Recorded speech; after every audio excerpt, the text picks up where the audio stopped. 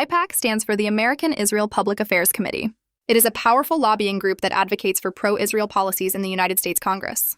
While it identifies as a bipartisan organization, its primary goal is to strengthen U.S. Israel relations by influencing American foreign policy in favor of Israel.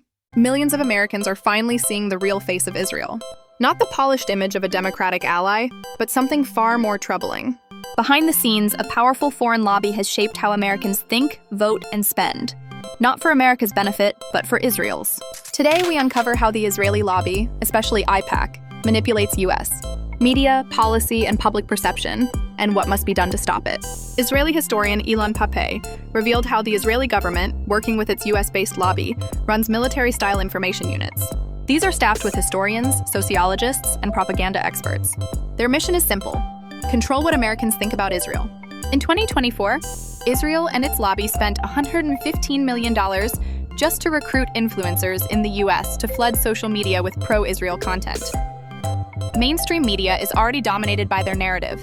Now they're taking the same control to TikTok, YouTube, and Instagram, because the horrors from Gaza have shattered the victimhood mask Israel wore for decades. And with that mask falling, the questions are growing louder. Why does a small foreign country receive more American taxpayer money than 17 U.S. states? Why was JFK, despite facing nuclear tensions and civil rights unrest, so focused on forcing AIPAC to register as a foreign agent before he was assassinated?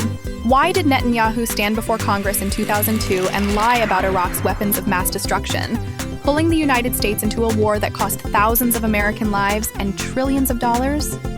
The answer lies in silence and media control. In just 1 year, Israel received $22.7 billion from American taxpayers, more than states like Alaska, Maine, and Nebraska.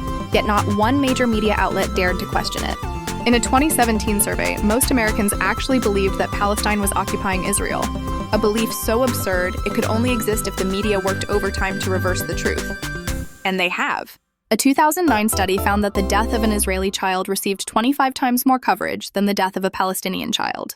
Israeli victims appeared on 71% of front pages, while Palestinian victims made only 4%. That's not journalism, that's propaganda. Why such heavy investment in victimhood?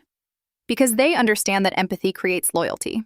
When Americans see Israel as a victim, they feel compelled to help, even at their own expense. That's called empathy-induced altruism, and it's been exploited to the tune of billions. But Gaza changed everything. Brutal footage of war crimes broke through the media filter. For the first time, Americans saw unfiltered images, burned children, bombed hospitals, deliberate brutality.